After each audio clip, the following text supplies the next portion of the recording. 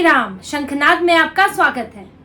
महाराष्ट्र में महाविकास आघाड़ी के अंदर उद्धव ठाकरे अलग थलग पड़ गए हैं। यहाँ गठबंधन के अंदर गठबंधन बन गया है। उद्धव ठाकरे एक तरफ, कांग्रेस और एनसीपी एक तरफ।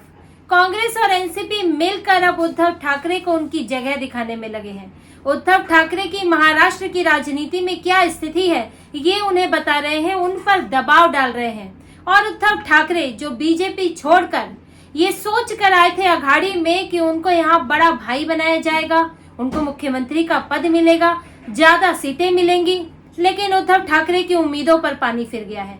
उनके लिए ये सबसे खराब फैसला साबित हो रहा है, क्योंकि बीजेपी से अलग करने पर जैसे कांग्रेस और एनसीपी ने उन्हें हाथों हाथ लिया था, तब उन्हें सिराखों पर बिठाया था, लेकिन आज वही एनसीपी और कांग्रेस उन्हें गिराने में लगी है और उद्धव ठाकरे बुरे फंस गए हैं। कांग्रेस एनसीपी के सामने वो अलग थलग पड़ गए हैं और दोनों पार्टियों ने सामने ही नहीं बल्कि परोक्ष रूप से भी उद्धव ठाकरे पर दबाव बनाना शुरू कर दिया है। और ये काम किया है कांग्रेस ने, जिसके बाद उद्धव ठाकरे के सहन शक्ति की सीमा पार हो गई है और उन्होंने इसके लिए चेतावनी तक दे डाली है।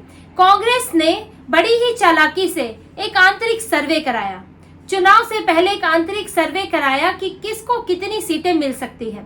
पार्टियां अपने परफॉर्मेंस पर तो सर्वे कराती हैं कि हमारे नेता किस तरह काम कर रहे हैं, किन क्षेत्रों में हमारी क्या स्थिति है, लेकिन 288 सीटों पर एक आंतरिक सर्वे कराया, जिसके नतीजे सामने आए।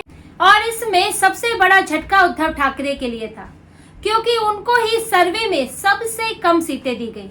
कांग्रेस ने ऐसा सर्वे पेश किया जिसमें, यह तो स्वाभाविक है, कांग्रेस को सबसे ज्यादा सीटें मिली, लेकिन उन्होंने उद्धव ठाकरे के लिए सम्मानजनक सीटें भी नहीं छोड़ी। ये उद्धव ठाकरे के लिए बेहद शर्मिंदगी की बात थी कि महाविकास आघाड़ी में उन्हें ही सबसे कमजोर दिखाया गया। इस सर्वे को आप देख लीजिए कि इसमें कांग्रेस ने बड़ी ही चालाकी से सीटों को चुना है हर एक पार्टी के लिए। इस सर्वे के मुताबिक 288 में से कांग्रेस को 80 से 85 सीटें मिल सकती हैं, एनसीपी को 55 से 60, उद्धव ठाकरे की शिवसेना को 30 से 35, बीजेपी को 60 से 62, शिवसेना शिंदे को 30 से 32, अजीत पवार को 8 से 9 सीटें मिल सकती हैं। अब इसमें देखिए, महाविकास आघाड़ी के अंदर सबसे कम सीटें उद्धव ठाकरे को दी गई है। अगर बीजेपी की बात करें, महायुति की बात करें, तो उसको तो कम सीटें मिलेंगी ही, लेकिन उसमें भी कांग्रेस का सर्वे है तो उसमें भी जो शिवसेना शिंदे है उसको 30 से 32 सीटें मिली हैं, इस पर भी बात करेंगे। लेकिन महाविकास आघाड़ी के अंदर देखिए, इसमें कांग्रेस ने खुद को सबसे ज्यादा सीटें दी, 80 से ज्यादा, और जो एनसीपी है उसको 55 से 60 सीटें दी।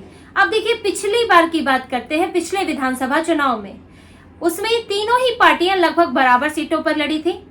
कांग्रेस 125, जो शरद पवार है वो 125, और शिवसेना जो बीजेपी के साथ लड़ी थी 124 सीटों पर, जिसमें सबसे ज्यादा सीटें शिवसेना के पास थी। कांग्रेस के पास 44 सीटें जीती थी।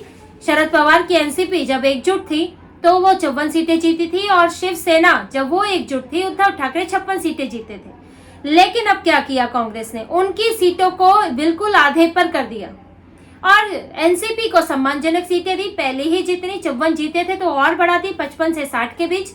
अपनी सीटें तो दोगुना कर दी, 44 से सीधे 80 पहुंचा दी, उससे भी ज्यादा।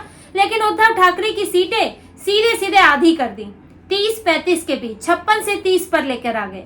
और ये क्यों किया? आखिर वो जो शिवसेना है उसको भी, उद्धव ठाकरे को भी ज्यादा सीटें दे सकते थे, 50 का आंकड़ा उनका भी कर सकते थे और एनसीपी को कम कर सकते थे, लेकिन उद्धव को ही नीचे क्यों गिराया? अगर हम बात करें पार्टी टूटने की, तो पार्टी तो एनसीपी भी टूटी है, तो कमजोर तो शरद पवार भी हुए हैं, लेकिन सिर्फ उद्धव ठाकरे को निशाना बनाया गया, क्योंकि इस समय उद्धव ठाकरे हैं जो खुद को सीएम चेहरा बता रहे हैं, जो इस बात की मांग पर अड़े हुए हैं कि उनको सीएम का चेहरा बनाया जाए, सीएम का उम्मीदवार बनाया जाए आघाड़ी की तरफ से। और ये सर्वे ऐसे समय पर आया है जब महाविकास आघाड़ी में सीट शेयरिंग को लेकर 3 से 4 बैठकें हो चुकी हैं और किसी भी बैठक में नतीजा नहीं निकल पा रहा, सिर्फ हंगामा हो रहा है, तू मैं झगड़ा हो रहा है, और इसके अलावा कोई भी फैसला नहीं हो पा रहा। इनकी बैठकों में, जहां मुंबई के सीट शेयरिंग को लेकर बैठक हुई 19 अगस्त को, 24 अगस्त को, जिसके बाद संजय राउत ने कहा कि 99% फैसला हो चुका है, लेकिन एनसीपी और कांग्रेस ने कहा कि अभी कोई फैसला नहीं हुआ। मुंबई की 36 सीटें हैं जिन पर उद्धव ठाकरे जो है वो 20 से 25 सीटों पर अपना दावा कर रहे हैं। लेकिन कांग्रेस भी पीछे नहीं रहना चाहती, एनसीपी भी पीछे नहीं रहना चाहती, क्योंकि लोकसभा में दोनों ने अच्छा प्रदर्शन किया है, दोनों ही उत्साहित है और कह चुके हैं कि हम त्याग नहीं करेंगे। और उद्धव ठाकरे की यही मुश्किल है, बार बार वो बयान देते हैं और एनसीपी और कांग्रेस उसे खारिज कर देती है। संजय राउत ने कहा था कि उद्धव ठाकरे को सीएम चेहरा होना चाहिए या सीएम चेहरा तो चुनना ही चाहिए। एनसीपी और कांग्रेस ने कहा कि नहीं, चुनाव के बाद ही कोई सीएम चुना जाएगा। उद्धव ठाकरे ने मुंबई सीटों की बात की तो उस पर भी इंकार कर दिया। यानी कि उद्धव ठाकरे को अलग थलग किया जा रहा है, दोनों के दोनों एक साथ नजर आ रहे हैं और उद्धव ठाकरे के साथ एक टकराव चल रहा है। और क्योंकि वो मुख्यमंत्री की सीट पर अड़े हैं और चाहते हैं कि ज्यादा से ज्यादा सीट मिले, क्योंकि उद्धव ठाकरे के पास उनके साथ स्थिति ये है कि सिर्फ बात चुनाव की नहीं है, बात सिर्फ जीतने की नहीं है, बात है अपने सम्मान की। क्योंकि वो बीजेपी से अलग होकर आए, सम्मान उनको लगा कि उनको यहाँ पर बड़े भाई की भूमिका मिलेगी, जबकि उनके साथ बीजेपी में कोई असम्मानजनक व्यवहार नहीं हुआ। किसी भी चेहरे को लेकर चुनाव नहीं लड़ा गया था बीजेपी के साथ गठबंधन में, और जब बीजेपी ज्यादा सीटें लाई, उनसे कहीं ज्यादा 2 गुनी सीटें लेकर आई, तो उसके बावजूद भी वो इस बात पर अड़ गए कि मैं मुख्यमंत्री बनूंगा और गठबंधन तोड़कर चले गए। और वो जिस वजह से गए अब वो भी पूरा नहीं हो पा रहा। उनको ये भी साबित करना है कि मेरा गठबंधन से, बीजेपी से अलग होने का फैसला बिल्कुल सही था। और ये बात उन्हें अपने जो उनके नेता है उनके सामने साबित करनी है, तो ये इज्जत का भी सवाल है। वही उनकी पार्टी भी टूटी है, तो उनको ये भी साबित करना है कि शिंदे के अलग होने के बाद, शिवसेना के 2 फाड़ होने के बाद कोई फर्क नहीं पड़ा है, विधानसभा में उनकी वही साख है। लेकिन वो साबित कैसे करेंगे? जब ज्यादा सीटों पर लड़ेंगे तब तो। वो तो पिछली बार 125 सीटों पर लड़े थे, इसलिए वो अब ज्यादा से ज्यादा सीटें चाहते हैं। लेकिन एनसीपी और कांग्रेस भी ज्यादा सीटें चाहते हैं। तो उद्धव ठाकरे जिस तरह से अड़े हुए हैं, और उन्होंने जो सार्वजनिक बयान दिया था कि आप मुझे मुख्यमंत्री नहीं बनाना चाहते तो अपना उम्मीदवार ले आइए, एक तरह से चुनौती दी कि तुम्हारे पास कौन सा उम्मीदवार है मुख्यमंत्री का। तो उद्धव ठाकरे के इस तरह के बयानों से एनसीपी और कांग्रेस भी अब वो भी अड़ गए हैं और वो भी कोशिश कर रहे हैं कि उद्धव ठाकरे को थोड़ा दबाया जाए, उनको उनकी स्थिति दिखाई जाए। और इसलिए सर्वे आया। और देखिए, सर्वे में जो मैं शिंदे की सीटों की बात कर रही थी, शिंदे को भी 30 से 32 सीटें दी हैं। यानी कि इस सर्वे के जरिए उद्धव ठाकरे को यह दिखाया गया है कि शिवसेना की शिंदे मजबूत है और तुम्हारी कमजोर है, तुम्हारी सीटें घट रही हैं। और शिंदे जो पहली बार अब विधानसभा चुनाव में उतरेंगे वो तुम्हारे बराबर सीटें लेकर आएंगे। तो एक तरह से शिवसेना को कई तरह के, उद्धव ठाकरे को कई संदेश देने की कोशिश है। पहला संदेश कि आप महाविकास अघाड़ी में सबसे कमजोर पार्टी हो, एनसीपी और कांग्रेस के बाद आपका नंबर 3रा है, जबकि वो नंबर 1 बनने आए थे। दूसरा संदेश कि आपकी पार्टी टूट चुकी है और आप अब टूटी हुई पार्टी के साथ चुनाव लड़ रहे हैं। तीसरा संदेश, आपकी पार्टी टूटकर कमजोर हो चुकी है और जो टूटा हुआ हिस्सा है वो आपके जितना ही ताकतवर है। तो आप अपनी डिमांड, इतनी कमजोरियों के साथ जब आप यहाँ हैं तो अपनी मांगे कुछ कम रखिए, तो आप अपनी अकड़ कुछ कम दिखाइए। और उद्धव ठाकरे इस बात को बहुत अच्छे से समझते हैं, इसीलिए शिवसेना ने इसका विरोध किया है, इस सर्वे को खारिज किया है।